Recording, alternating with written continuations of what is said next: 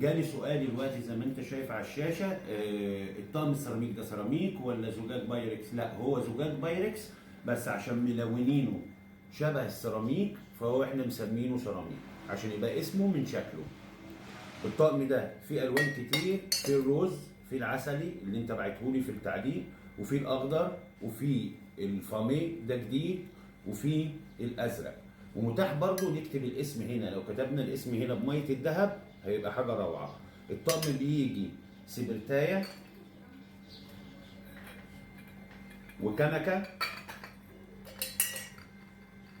وفنجانين بايركس بيتحطوا على النار، ويخش الديش واشر مفيش اي مشكله، تستخدميه على البوتاجاز بتاع البيت برضو مفيش ادنى مشكله. وفنجاننا اهو على النار، انا حاطط النار من بدري على الالوان بحيث ان احنا نشوف جوده الالوان. بص، مفيش اي تاثير في اللون، واحنا مش هنحطه على النار اصلا مباشر، بس الالوان دي لساتر الماني بتحرق على درجه 800 درجه مئويه بحيث ان هي تثبت وما تتغيرش خالص، ولا من الاستخدام ولا من الغسيل.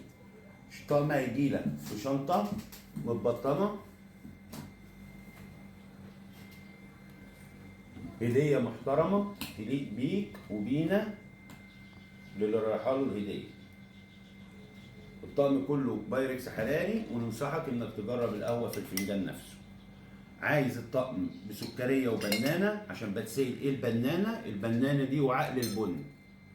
احنا كان عندنا السكريه وعقل السكر ومسمينها سكريه، دي سميناها بنانه في كايرو ارت جلاس.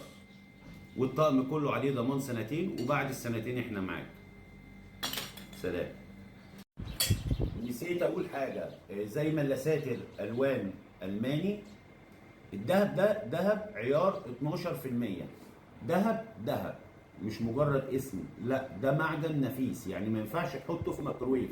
لو حطيته في ميكروويف الميكروويف هيضرب، لان ده دهب بيجي لونه بني، وبعد ما بنطلي القطعه وندخلها فرن بتطير الشوائب وبيفضل لنا الذهب الصافي. ده دهب. عايز الطقم من غير دهب؟ متاح.